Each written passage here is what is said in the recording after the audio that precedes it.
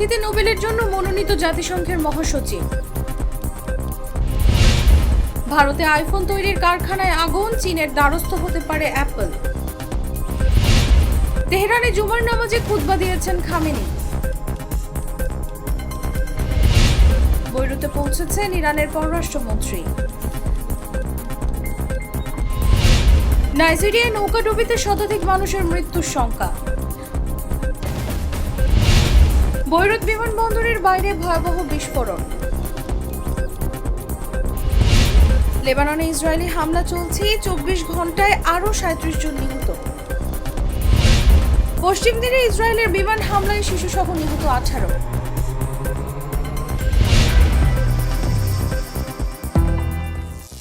করিম চাচা, আপনার প্রিয় মানুষদের কখনো বিপদে ফেলতে চাইবেন না স্যার। তাহলে আমাদের বিপদে রাখা কি ঠিক হচ্ছে? এজন্যই বিজলি কেবলস সবচেয়ে ভালো ও নিরাপদ।